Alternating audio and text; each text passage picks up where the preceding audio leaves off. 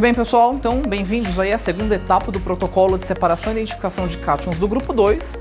Vocês sabem que o grupo 2 ele é um grupo no qual nós vamos fazer a separação e identificação de 3 cátions específicos, que são basicamente chumbo, bismuto e cobre, né? Então, como nós identificamos já na primeira etapa o cobre, né, nós fizemos o protocolo dividido em 2 etapas por conta do tamanho e do tempo que se leva para desenvolver o protocolo. Nessa primeira etapa, nós identificamos o cobre. Deixa eu mostrar de novo para vocês, né? O cobre ele foi identificado aqui pela formação desse líquido azul escuro, né? Então aqui é a confirmação, basicamente, isso aí para vocês olharem, é a confirmação de cobre na nossa amostra, só que nós não acabamos ainda o grupo 2, né? Então é importante lembrar que restou como resíduo do nosso protocolo inicial um sólido esbranquiçado. E nesse sólido que a gente nomeia como R2 na nossa apostila, né, no nosso protocolo, esse R2 ele é um resíduo que pode conter então as espécies bismuto e chumbo.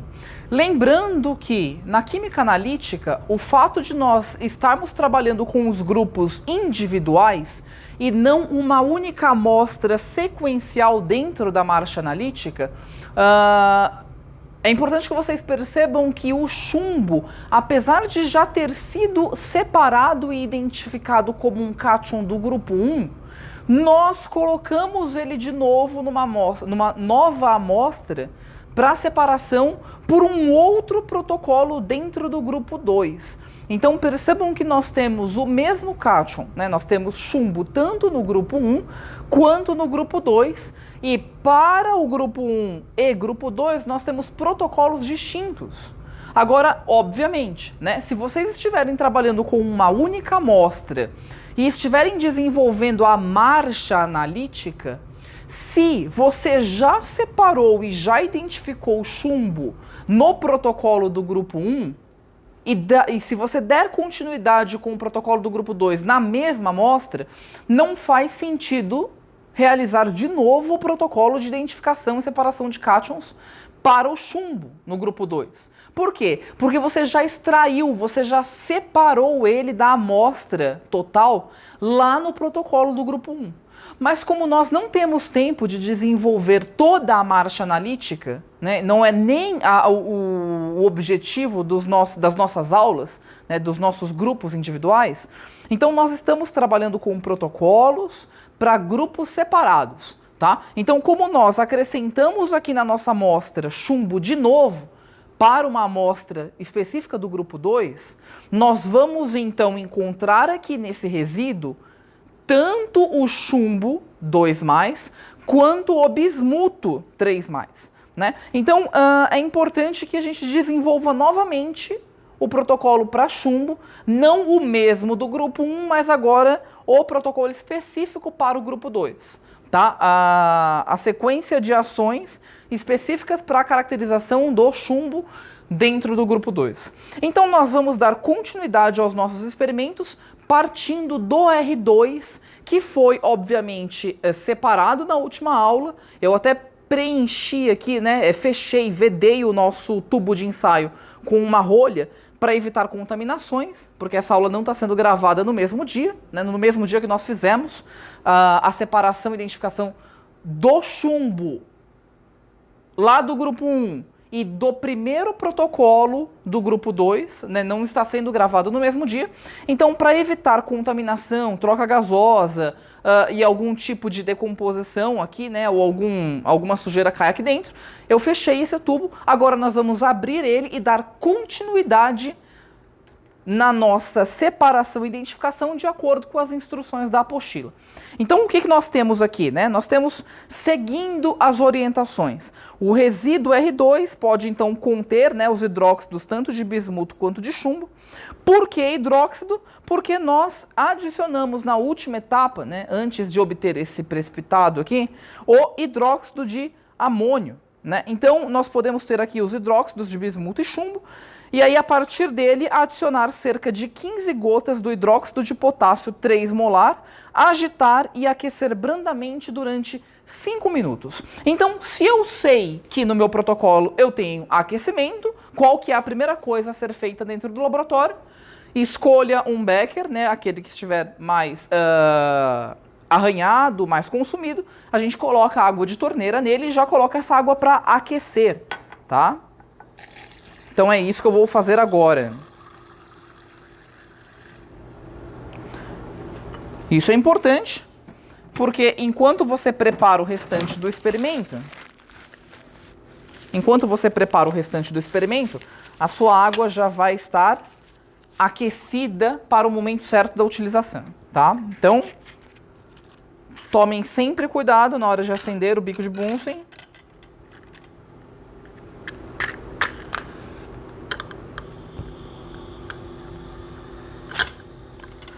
Sempre no comecinho, né? Lembrem, janela aqui para admissão de oxigênio fechada. E aí, uma vez o bico de Bunsen aceso, a gente abre essa janelinha, permite a entrada de oxigênio na mistura, combustão completa, maior temperatura, então a gente aumenta aqui a saída de gás para que a nossa água aqueça. Muito bem.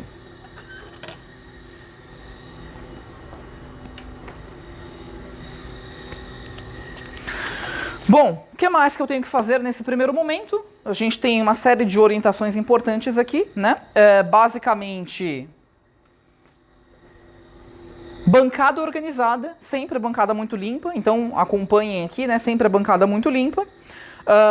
Eu sempre coloco aqui para os meus beckers, né? Um pedaço de papel em branco, limpo, esse papel toalha, limpinho, para evitar que, mesmo com o becker virado de ponta cabeça, para que não caia sujeira dentro dele, a borda dele não toque na bancada, tá? Então eu garanto aí uma menor contaminação dessa forma. Já tenho aqui as minhas 3 pipetas Pasteur separadas, elas já estão com as suas respectivas tetinas, né, os seus silicones de sucção. Então o que eu faço nesse primeiro momento? Lembrando, venho para o laboratório, sempre trago uma caneta para marcar em vidro, né? E aí eu vou escolher dos 2 beckers que sobraram, aquele que estiver mais limpo e vou rotular ele como água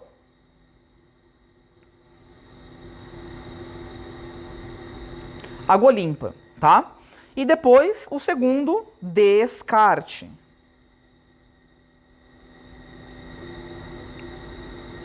Grande, escreve grande, tá? Para você não ter problema de se confundir aí na hora da utilização desses 2 beckers. Bom, o descarte é descarte mesmo, não me preocupo muito com ele, tá? E do outro, a água limpa. Lembrem, olha, becker rotulado, tá? Vou lavar previamente o becker com água deionizada, descarto e aí então preencho o becker com a água limpa, tá? Então é isso que eu vou fazer agora.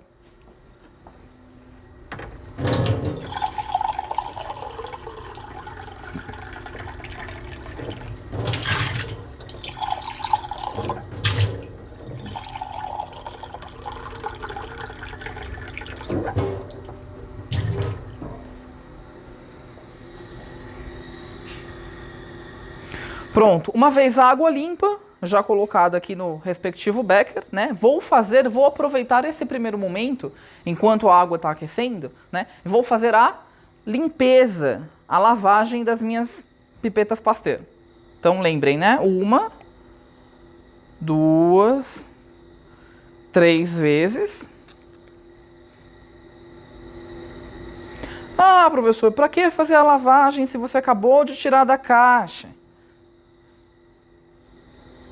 Lembra da importância de que, se houver alguma contaminação, por mais que você não saiba, não conheça, quem vai perder tempo e quem vai perder o experimento é você.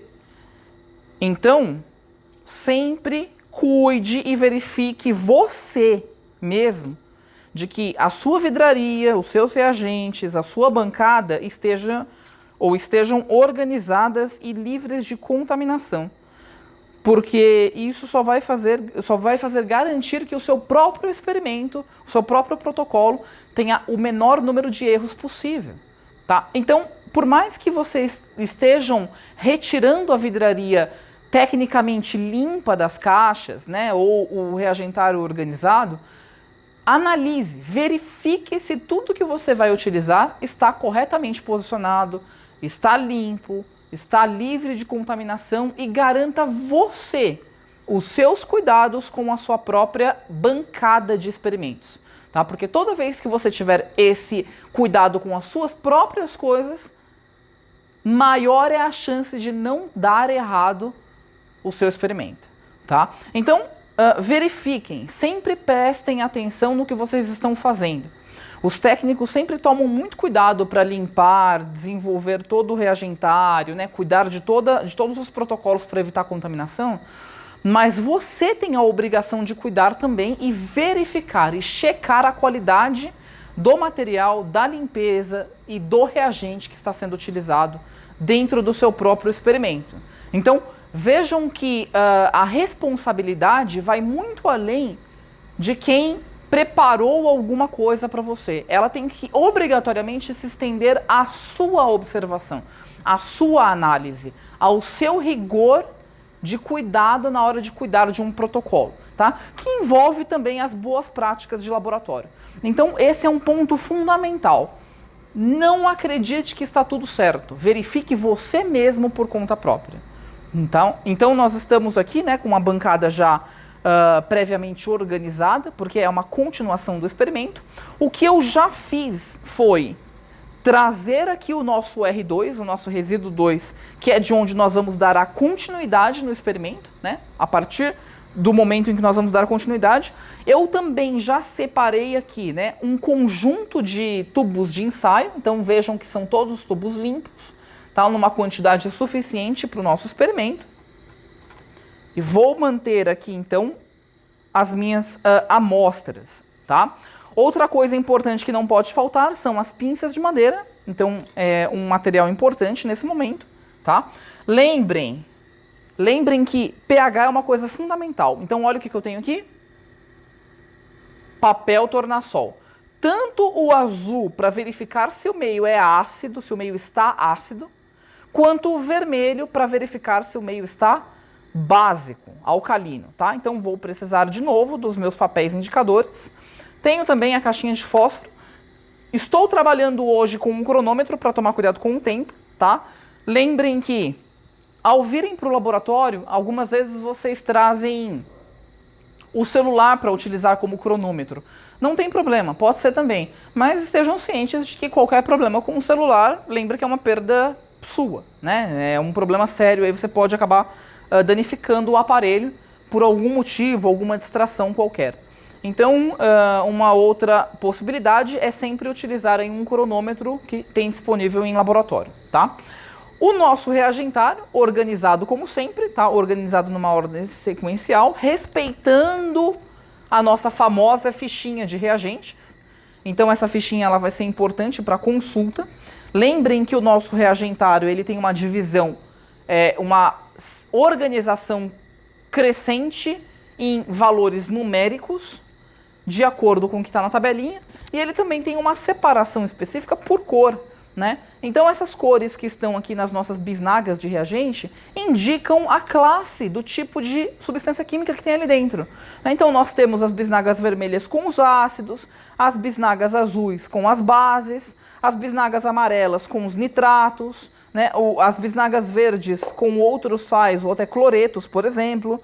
Então, também percebam pela cor do tipo de bisnaga que você está utilizando, ou pela cor relacionada ao tipo de reagente que você vai precisar, para ajudar aqui na sua localização dentro do reagentário, tá? Outra coisa importante são os vidros de relógio, né?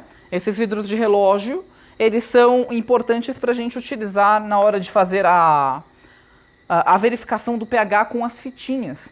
Por quê? Porque, na verdade, essa fitinha, o ideal é você sempre cortar uma fração dela, né, um pedacinho muito pequenininho, já mostrei isso em outros slides, em outras aulas, coloca na superfície do vidro de relógio e transfere um pouquinho do seu material, né, da sua amostra, para a superfície do papel. Dificilmente você vai pegar o papel inteiro e mergulhar ele na sua amostra, por vários motivos. Primeiro, porque você pode transferir contaminação eventual ali do papel, né, do papel de tornassol, que fica aqui nessas caixinhas, né, nessas fichinhas, e que podem eventualmente estar contaminados. Então, não mergulhem a fichinha, né, essa tirinha dentro da sua amostra para evitar a contaminação da amostra. E também, quando você coloca um pedacinho muito pequenininho na superfície desse vidro de relógio, o que a gente está fazendo? A gente está, na verdade, transferindo uma quantidade pequena da amostra para a superfície do papel e assim economizando ou reduzindo a perda da amostra, né, em volumes, em quantidade de material.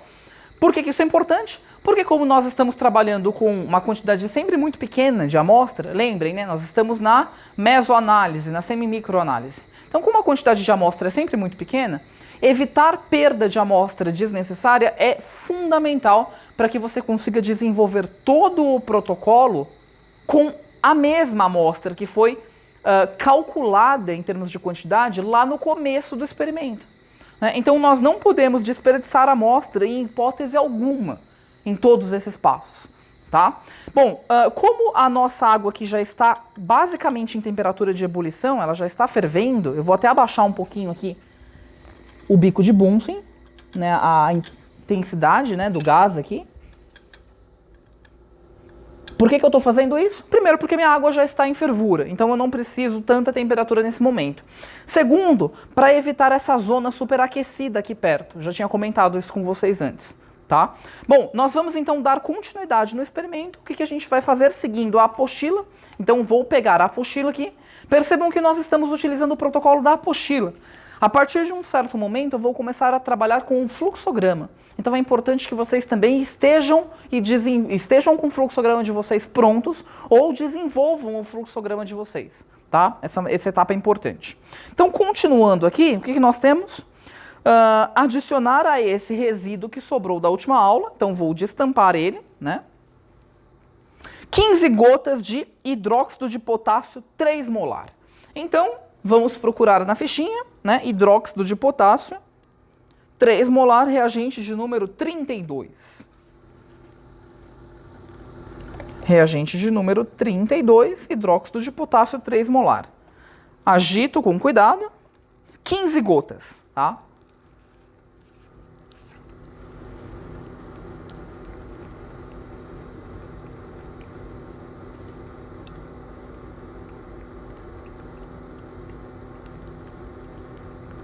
Gotas, muito bem.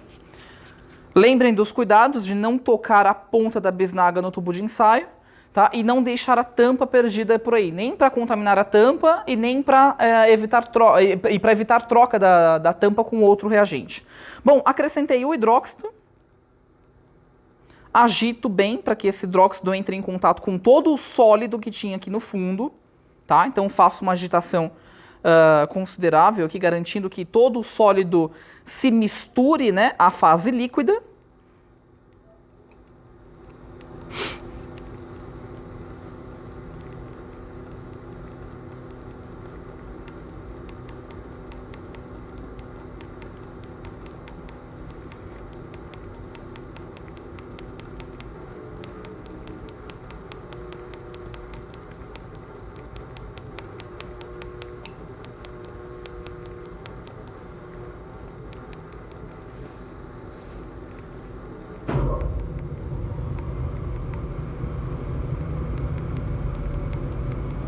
Pronto.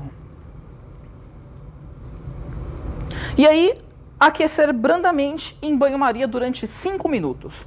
Então, vou posicionar aqui o meu sistema numa pinça e vou colocar a pinça na água e vou cronometrar, então, 5 minutos, tá? Então, nós voltamos daqui 5 minutos. É isso aí.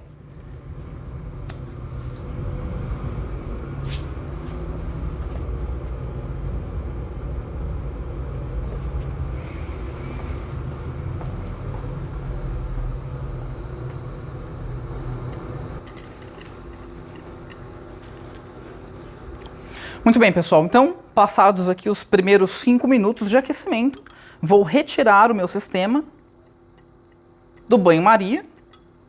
E agora, dando continuidade ao protocolo, né, o que diz aqui no nosso conjunto de reações, o que a gente precisa fazer é, após então uns 5 minutos, centrifugar a solução.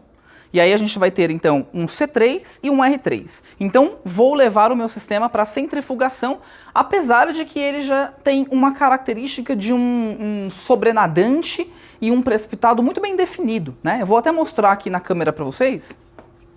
Então se vocês olharem aqui, ó,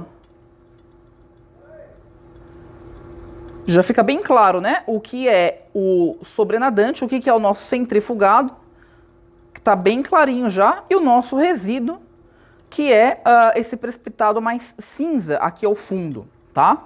Então, nós vamos levar esse sistema para centrifugação, lembrando sempre de fazer o devido balanceamento da centrífuga, tá? Então, já tenho aqui um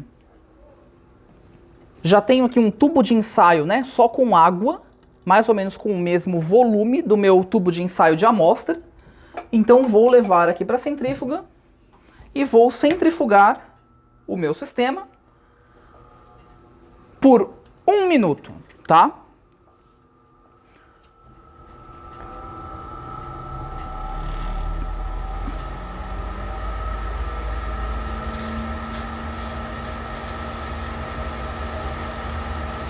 Lembrando sempre de começar a cronometrar o tempo, a marcar o tempo, só quando a centrífuga já estiver com a sua rotação máxima estabelecida, tá? Então, a partir do momento que você liga a centrífuga, ela tem uma rampa de subida da sua velocidade, então ela acelera, acelera, acelera. Quando ela está no máximo da sua velocidade, a partir desse momento em que você ouve um ruído contínuo, aí você pode cronometrar 1 minuto. E a gente vai aguardar aí o tempo, então, para poder retirar o material.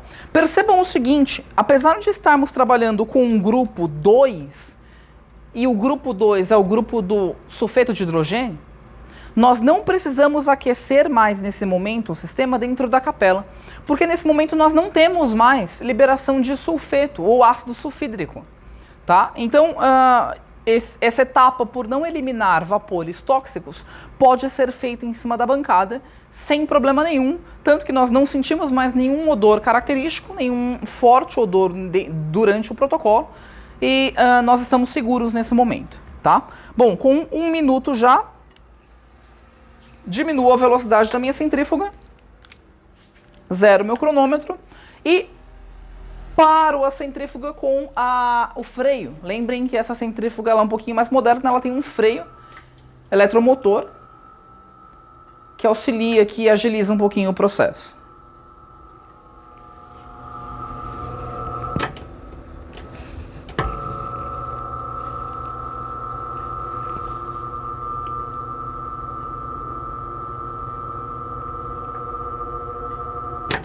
Esse barulhinho é o barulho da centrífuga. E aí ela parou. Pronto.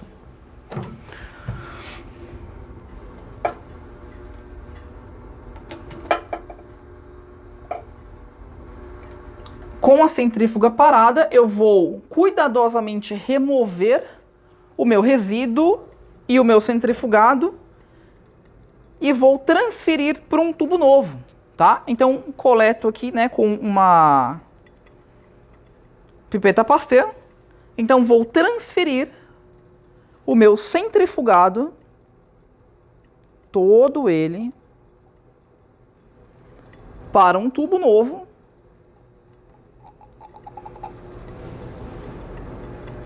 Lembra sempre de lavar a pipeta, para evitar a contaminação. E já vou marcar aqui, nesse meu centrifugado, eu vou chamar esse tubo então de C3. E o meu tubo de resíduo, já vou chamar ele também de R3.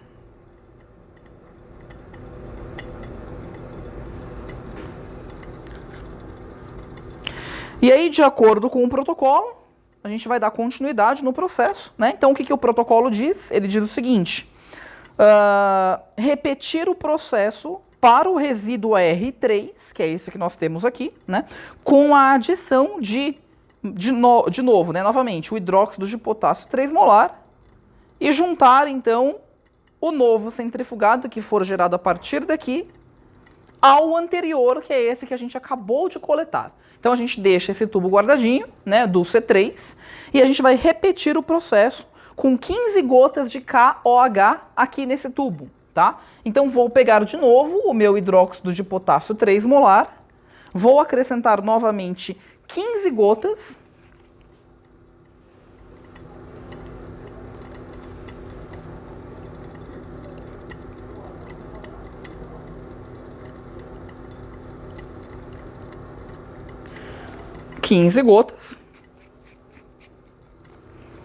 Vou agitar novamente para garantir que o sólido aqui, né, no fundo do tubo, principalmente depois da centrifugação, quando esse resíduo ele compacta, ele fica compactado no fundo do tubo de ensaio, é importante que você agite bem para garantir que esse resíduo, esse sólido, se desaglomere, né, se desmanche e se misture muito bem ao líquido que foi o hidróxido de potássio que nós acabamos de acrescentar as 15 gotas. Percebam que fica um sistema bem acinzentado, né? Vou mostrar aqui de novo para vocês na câmera.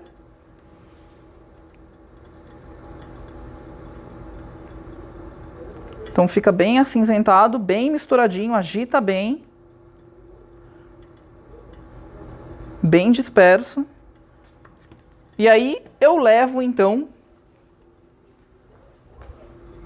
o meu sistema para aquecimento por mais 5 minutos, conforme pede a apostila, né? Então aqui está dizendo repita o processo. A gente vai fazer exatamente o que a gente fez antes. Coloca o sistema em banho-maria e aí cronometra mais 5 minutos, tá? Então voltamos daqui 5 minutos.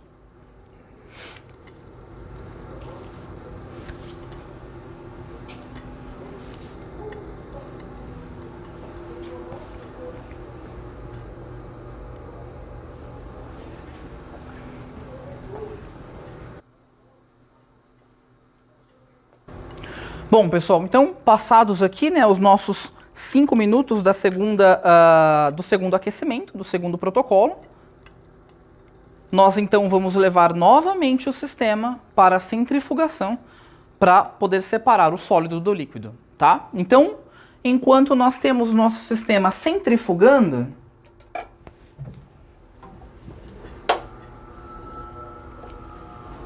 e aí a gente deixa ele por 1 minuto.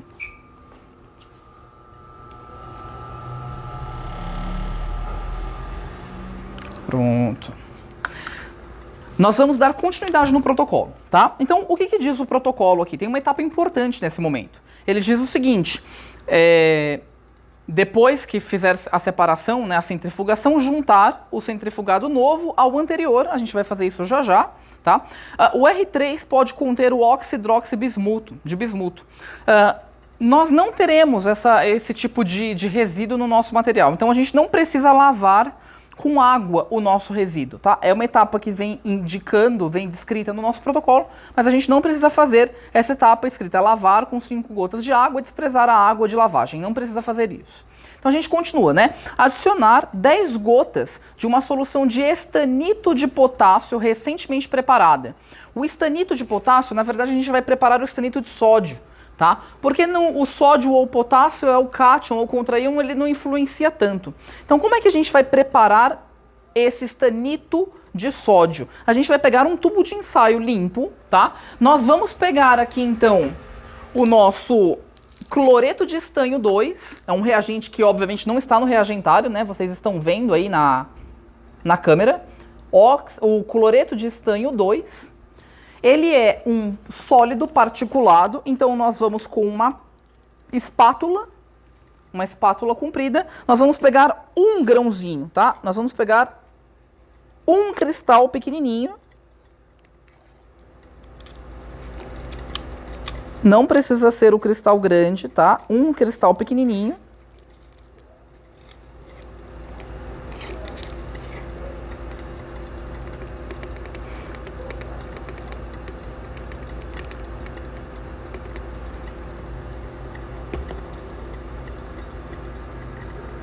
E nós vamos transferir para dentro do tubo de ensaio. Lembra depois sempre de fechar o frasco de reagente. Esse frasco ele vai ficar aqui na capela, tá? Só para não ocupar o espaço em cima da bancada. Então, com um cristal, né, bem pequenininho, lá no fundo do tubo de ensaio, nós vamos acrescentar gotas de hidróxido de sódio, 6 molar, até que um precipitado gelatinoso de hidróxido de estanho 2 se forme. Então eu vou acrescentar aqui pelo menos umas 10 gotas. 1, 2, 3, 4, 5, 6, 7, 8, 9, 10. 12, 13. Eu vou colocar um pouquinho mais, tá? Umas 13 gotas. Por quê? 10 gotas já vão para o nosso material, né? Então,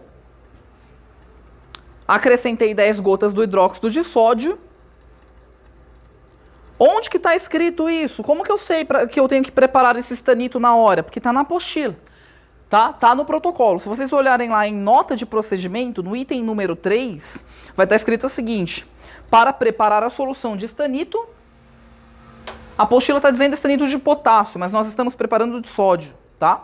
Adicionar, então, hidróxido de sódio 6 molar, gota a 1 cristal de cloreto de estanho 2, até que se forme um precipitado gelatinoso de hidróxido de estanho 2.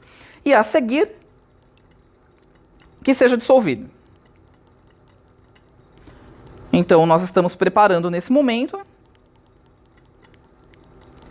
Demora um pouquinho para solubilizar o cristal, tá? É assim mesmo.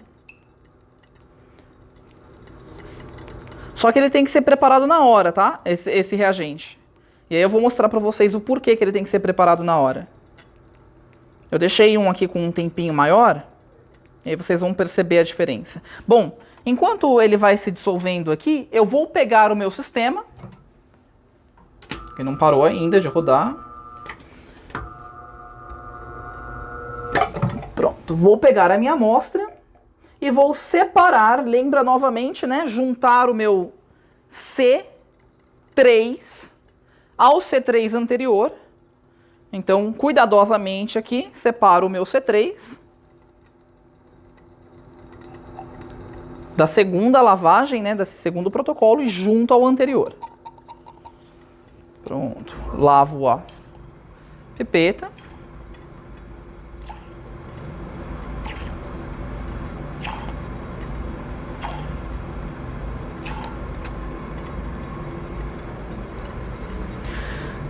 E o que diz a apostila? A apostila diz o seguinte, voltando lá, né, para o nosso protocolo. Adicionar 10 gotas do estanito de potássio, no nosso caso é o estanito de sódio, tá? Então adicionar 10 gotas do estanito de sódio recentemente preparado. E o rápido enegrecimento do resíduo indica a presença de íons bismuto. Então vejam que nós estamos acrescentando essas 10 gotas ao resíduo, tá? Então esse resíduo cinza que ficou aqui, percebam que ele está um pouquinho escuro, mas ele é um resíduo acinzentado, estão vendo?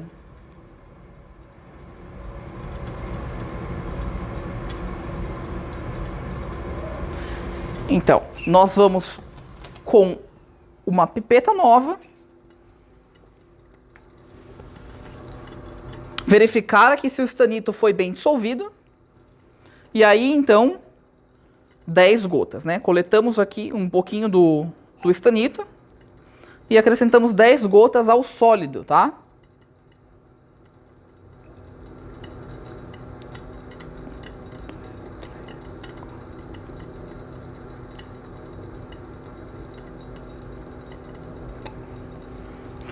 Eu vou deixar aqui, porque eu não vou utilizar mais o estanito. Então vejam a diferença, já mudou aqui para mim.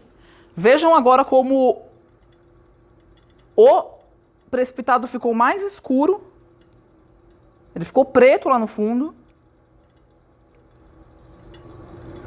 Estão vendo que tem uma parte dele preta que entrou em contato direto com o estanito? Então agita um pouquinho, ó. Olha o escurecimento do sólido no fundo. O fato desse sólido ter ficado preto indica, então, a presença de bismuto. Agora, bismuto zero, né? Bismuto reduzido, tá? Então, esse enegrecimento, esse escurecimento do resíduo que antes estava cinza, passa a uma cor preta, basicamente, indica pra gente presença de bismuto, tá?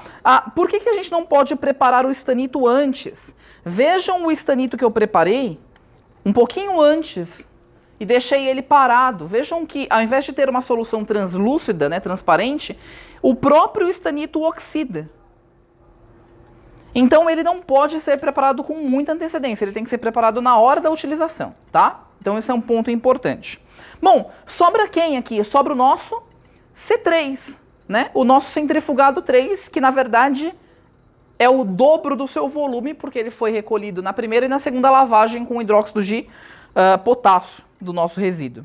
Então no C3 pode conter aí, né, o chumbo, e aí a gente vai então tornar o meio ácido adicionando o ácido acético 3 molar.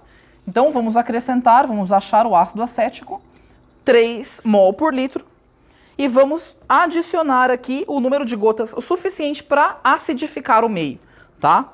Então vou colocar aqui pelo menos 20 gotas nesse primeiro momento.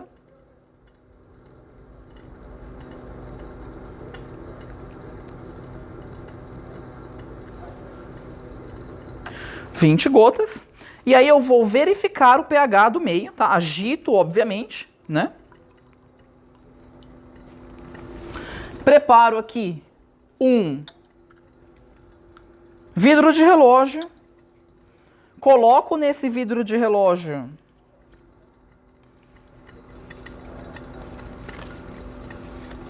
uns pedacinhos de papel tornassol azul. Lembrem que o azul é para verificar se o meio está ácido. Então, se o meio estiver ácido, o meu papel tornassol azul vai se tornar vermelho, né? Então, vou pegar aqui a minha solução.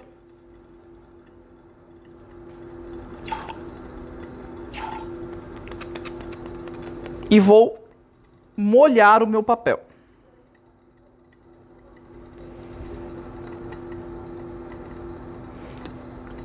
Bom, eu coloquei uma gota e vi que o papel continua azul ainda. Então vou acrescentar aqui pelo menos mais 10 gotas do ácido acético. E faz sentido, né? Uma vez que eu acrescentei, na verdade, 30 gotas de hidróxido 3 molar, na verdade eu posso até colocar um pouquinho mais, olha. Então vamos lá.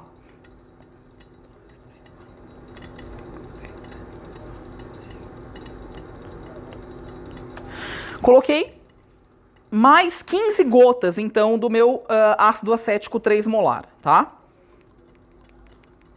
Totalizando 35 gotas, um pouquinho mais do que eu já tinha colocado do hidróxido de potássio antes, né?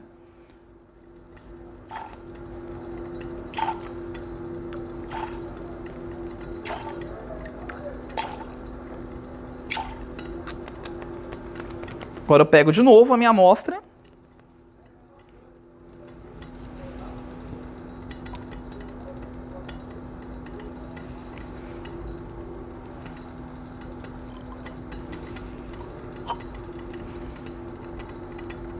Bom, meu papel tornassol azul, ele tá ficando um pouquinho vermelho. Eu vou acrescentar mais 5 gotas.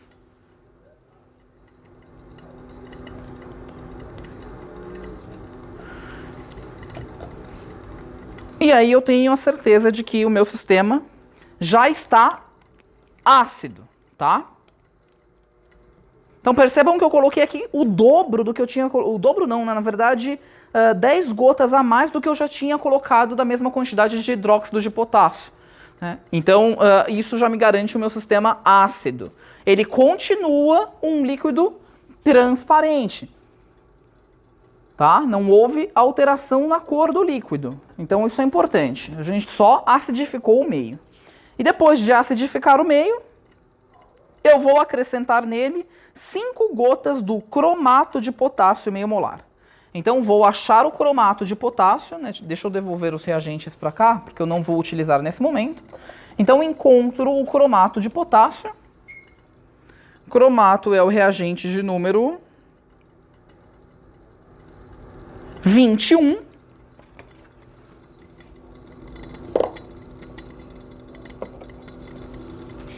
Esse cromato é 1 molar, Aqui na apostila está pedindo meio molar, então como nós não temos, nós vamos colocar um pouco menos do seu volume, tá?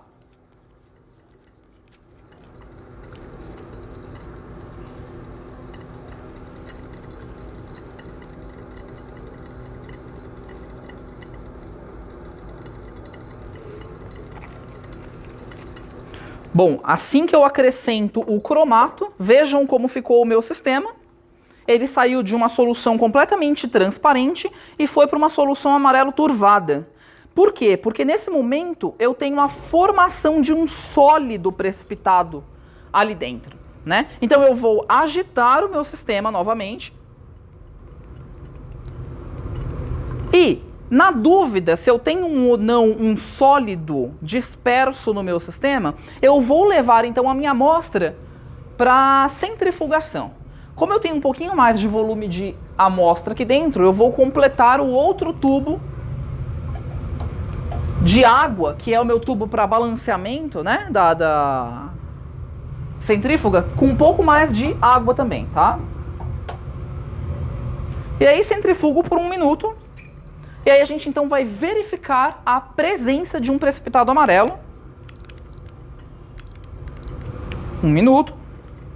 E esse precipitado amarelo então vai indicar, na verdade, é a confirmação, a presença de íons de chumbo nessa amostra do grupo 2. Tá? Então vamos aguardar aí o tempo de 1 minuto. Como eu sei que eu não preciso mais de aquecimento nesse momento, o que eu faço? Fecho o meu bico de Bunsen.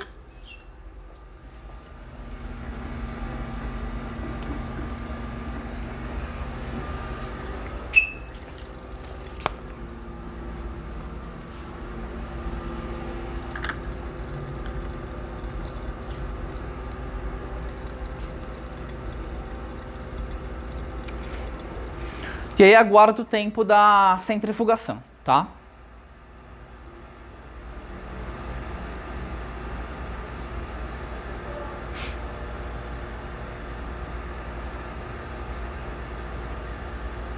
Pronto, 1 minuto certinho. Posso desligar a centrífuga nesse momento. E aí lembrem, né, a gente pode utilizar aqui o recurso do freio para ajudar a parar.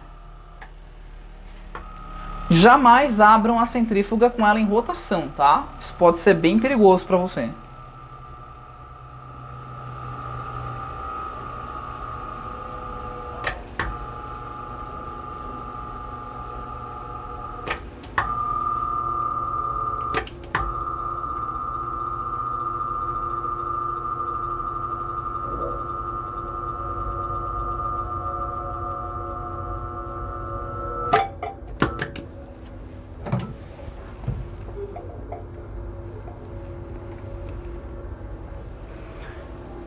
Pronto, então vejam aqui o que nós temos, né? Nós temos, eu vou aproximar aqui da outra câmera, né?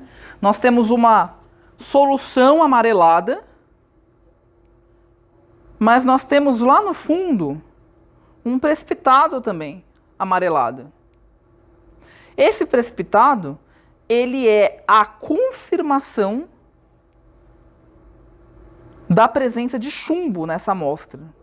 E aí nós temos por que nós temos esse precipitado amarelado? Porque nós temos a formação do cromato de chumbo, tá? E o cromato de chumbo, obviamente, tem um KPS baixo, o que torna ele um sal pouco solúvel nesse meio. Então, consequentemente, a partir do momento que ele se forma, que essa espécie cromato de chumbo se forma, ela precipita, ela se separa na forma de um sólido, indicando para a gente uma reação clássica para a presença de chumbo. Então vejam que o chumbo, nesse caso, foi formado no sistema ou no protocolo de separação do grupo 2, tá? Agora, lembrando, né, se você estiver trabalhando com uma amostra numa sequência da marcha analítica, e se nessa sequência da marcha analítica, no grupo 1, você já separou o chumbo da sua amostra, não faz sentido fazer o teste de chumbo de novo, dentro do protocolo do grupo 2, se você estiver trabalhando com a mesma amostra, tá? Cuidado com isso. Não é o que nós estamos fazendo em laboratório. Em laboratório nós estamos trabalhando com amostras individuais preparadas exclusivamente para o seu grupo.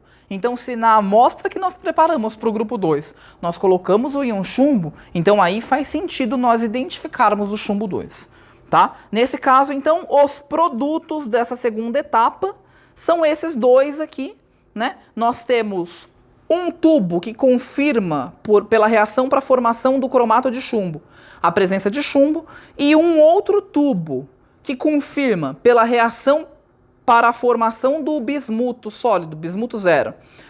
Um precipitado mais escuro, né? Um precipitado preto, indica ou confirma então a formação ou a presença de íons de bismuto na nossa amostra inicial. Tá? Então nós temos aqui dois resultados importantes, eu vou mostrar aqui na câmera para vocês.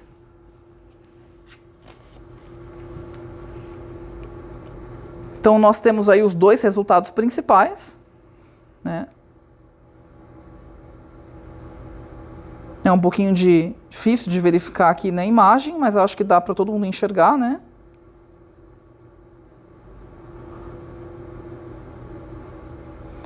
Essa é a identificação, tanto para cátion como tanto para o cátion chumbo como para o cátion bismuto.